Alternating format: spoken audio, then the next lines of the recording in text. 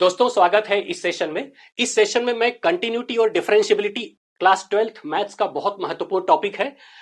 इस टॉपिक से JEE main 2025 का एक क्वेश्चन डिस्कस करने जा रहा हूं और इस क्वेश्चन को हम शॉर्टकट मेथड से डिस्कस करेंगे।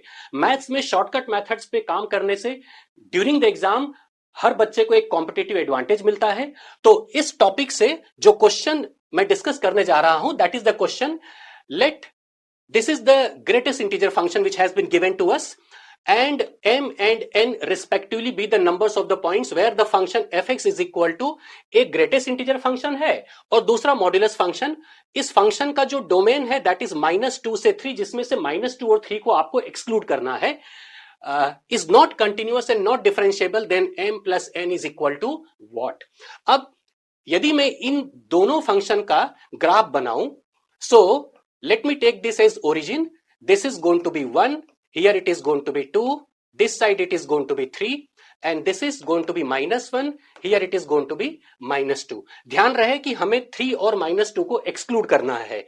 सो यदि मैं 3 और -2 को एक्सक्लूड करता हूं, सो उस सिचुएशन में this is going to be open circle, 3 is also going to be open circle।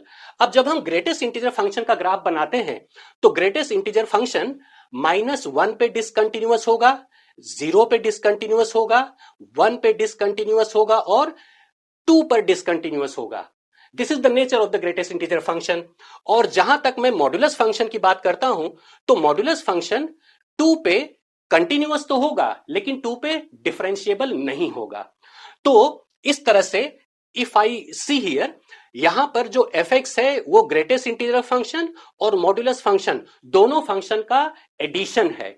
So what will happen is कि यदि इन दोनों फंक्शन को आप ऐड करोगे तो fx भी ये जो 4 पॉइंट है दैट इज -1, 0, 1 और 2, वहां पर ये डिसकंटिन्यूअस होगा। और कॉन्सेप्चुअली यदि फंक्शन जिस पॉइंट पे डिसकंटिन्यूअस होता है उस पॉइंट पे डिफरेंशिएबल भी नहीं होता है। तो इस तरह से m की value will be 4, that is going to be -1, 0, 1 और 2। m can take the 4 different values और n also can take the 4 different values। तो इस तरह से हमें जो क्वेश्चन पूछा है that is m plus n, that is going to be 8। So इसका जो करेक्ट आंसर है that is going to be the 8। तो आंसर बी आप यहां पे मार्क कर सकते हैं। अब इस कॉन्सेप्ट को डिटेल में समझते हैं। हमें दिया है fx is equal to greatest integer function x। So this is fx is equal to greatest integer function x plus